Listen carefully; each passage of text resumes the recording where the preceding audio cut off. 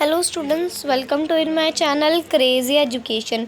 सो students, आज हम assignment worksheet number 2 करने वाले हैं। सब्जेक्ट है हमारा साइंस एंड क्लास है हमारी 7th। ये जो आपका असाइनमेंट वर्कशीट 2 आया है, ये 1 सितंबर 2021 को आया है, ठीक है ना। तो आज हम पिछली वीडियो में हमने साइंस का असाइनमेंट नंबर 1 देखा था, आज हम 2 देखेंगे, ठीक है ना। सो देखते हैं जल्दी से हम। क्वेश्चन नंबर फर्स्ट क्या है? Answer the following question. Question number first, what are villi? जो विली होता है, विलाय, वैसे इसे विली नहीं कहते हैं, इसे विलाय कहते हैं। हमें पता है कि विली जो होती है वो विलाय जो होता है वो स्मॉल स्टंटाइन का इनर वॉल होता है, यानी अंदर की दीवार, एक तरीके से अंदर की दीवार होती है स्मॉल इंटेस्टाइन की। एंड उसके जहाँ पे दीवार होती है ना, उसके इधर ना एक बहुत सारे 100 आउटरोज स्ट्रक्चर होते हैं, जैसे उंगलियों नहीं होती, फिंगर लाइक स्ट्रक्चर होते हैं वहाँ पे ना। तो वो ना फिंगर लाइक स्ट्रक्चर जो होते हैं ना, वो मतलब वही विलाय होता है, तो इस कॉल्ड विलाय। तो आइए करते हैं हम इसका आंसर। सो देखते हैं जल्दी से हम।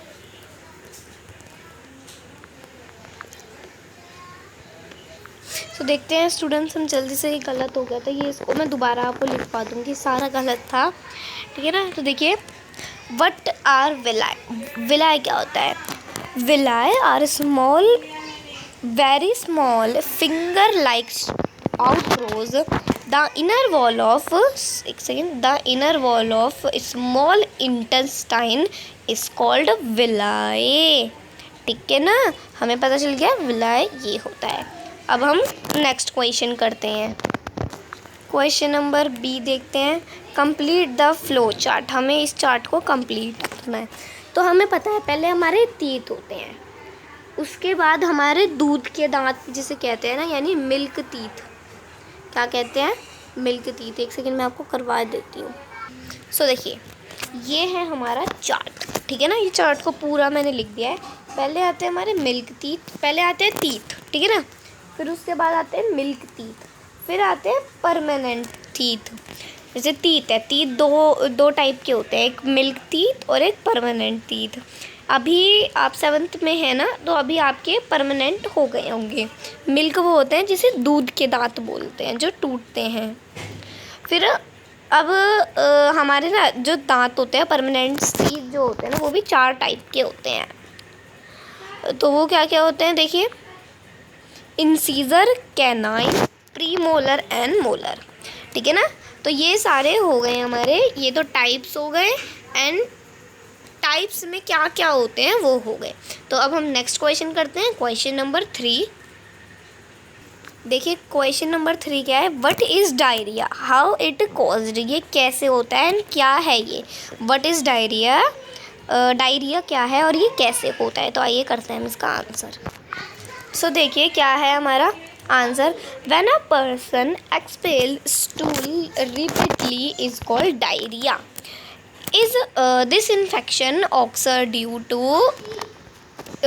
indigestion and eating contaminated, second ये मैंने गलत लिख दिया, कॉन्टिमेंटेड, ठीक है ना, कॉन्टिमेंटेड फूड। यानी डायरिया क्या होता है? जब हम टाइम पे खाना नहीं खाते हैं, मतलब जैसे 3-4 दिन हो गए और अगर हमने खाना नहीं खाया है, तो हमें डायरिया हो सकता है। या फिर ये डायरिया उसे कहते हैं जैसे हम 3-4 दिन के लिए खाना नहीं खाते हैं, और अगर मान लो हमने खा भी लिया, तो वो मान लो कि हम जंगल में, वहाँ पे तो खाना मिलता नहीं है, हम उल्टा सीधा ही खा लेते हैं, तो उस वजह से हमें डायरिया हो सकता है।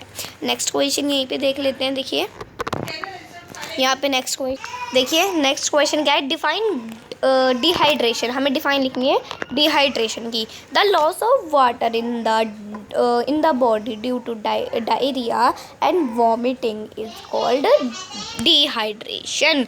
यानी जब हमारे शरीर में पानी की कमी होने लग जाती है, या फिर हमें डायरिया हो जाता है और हमें उल्टियाँ होने लगती हैं, तो हमें उसको हम डिहाइड्रेशन कहते हैं, यानी हमारी बॉडी में डिहाइड्रेशन होने लगती है। तो इस चीज़ का बहुत ध्यान रखेंगे। नेक्स्ट क्वेश्चन देख लेते हैं। What are ruminants What are ruminant? Write also any 2 example of them. Ruminant क्या होते हैं और इसके 2 एग्जाम्पल लिखने हैं. तो देखते हैं क्या है. Any animal that break back food from its stomach and chew it again. Example cow goat extra.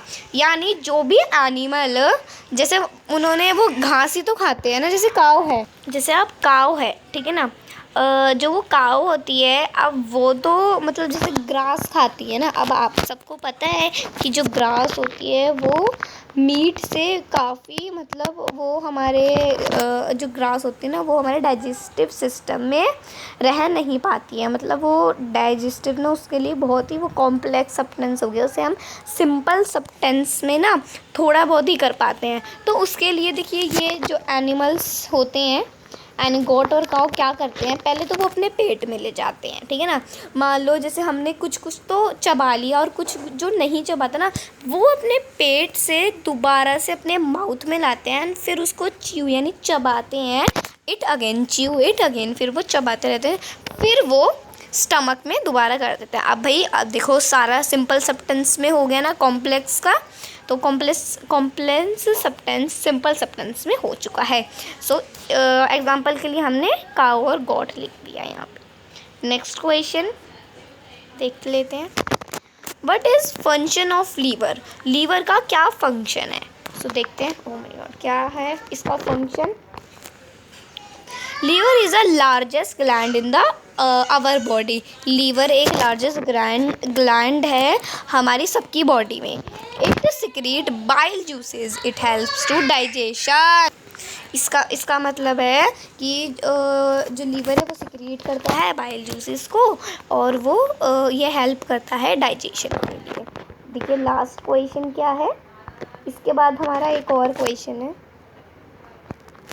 देख लेते हैं. Right any 3 good habits to prevent tooth decay. हमें कुछ गुड हैबिट, 3 गुड हैबिट बताने हैं टू डिके के. सो देखिए, you should rinsed after eating. यानी जैसे आप मतलब आपने खाना खा लिया, उसके बाद एक बार ना आप कुल्ली कर लीजिए, ठीक है ना. फिर देखिए सेकंड पे क्या है, brushing should be done 2 a day. एक दिन में आपको 2 बार ब्रश करना होता है. Unwashed thing should not be put in your mouth. कोई भी ना धुली हुई चीज़ यानी जो गंदी सी हो या फिर ना धुली हुई, वो आप अपने मुंह में ना लें, ठीक है ना. तो ये सारे थे हमारे क्वेश्चंस. इसके बाद एक डायग्राम आता है, वो हम कर लेते हैं. So this is the last question.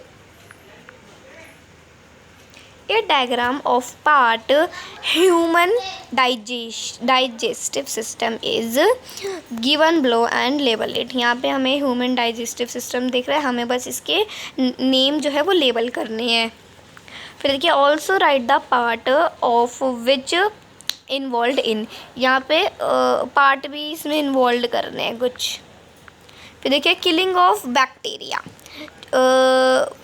जो किलिंग है मतलब जो बैक्टीरिया है वो किलिंग मरते कहाँ पे है, तो वो मरते हैं स्टमक में.